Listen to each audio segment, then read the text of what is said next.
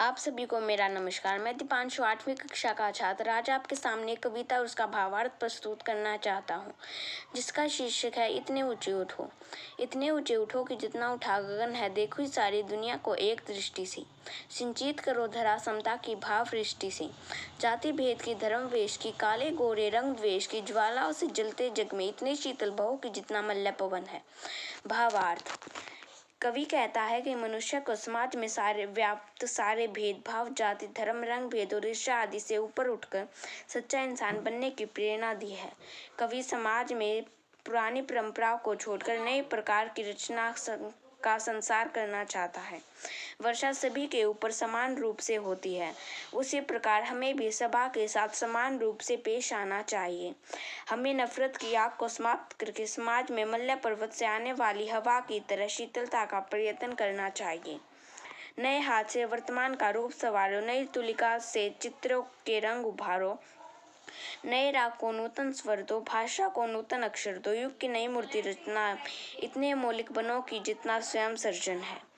भावार्थ। समाज के उत्थान के लिए कोई कदम उठाने से हमें हिचकना नहीं चाहिए। जिस प्रकार एक कलाकार चित्रों में नए रंग उभारता है या राग की रचना करता है, उसी प्रकार हमें भी समाज में फैली हुई बुराइयों को दूर करना चाहिए। इस नए समाज में हमारा योगदान सृजनता अर्थात रचना की परिभाषा बन जानी चाहिए। लोथ ईद से उतना ही जितना पोषक है, जीन शीन का मोह मृत्यु का ही द्योतक है।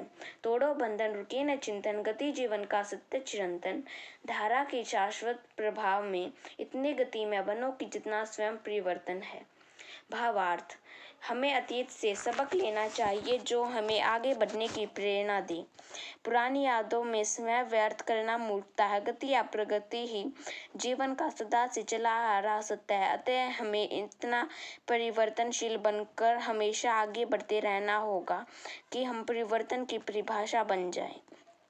चाह रहे हम इस धरती को स्वर्ग बनाना, अगर कहीं हो स्वर्ग उसे धरती पर लाना।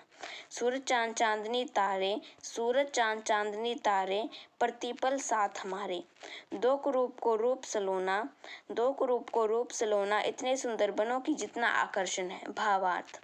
कवि कहते हैं कि धरती को स्वर्ग की तरह सुंदर बनाना है, बुराइयों को मिटाकर अच्छाइयों के साथ इस नए समाज में अपनी सुंदर कल्पनाओं को साकार करना है। हम अकेले नहीं हैं, यह प्रकृति इस युग के निर्माण में हमारे साथ है। इस कार्य में खुद को झोंक कर सुंदर बना दो कि आकर्षण की परिभाषा बन जानी चाहिए। आप सभी को मेरा शुक्रिया।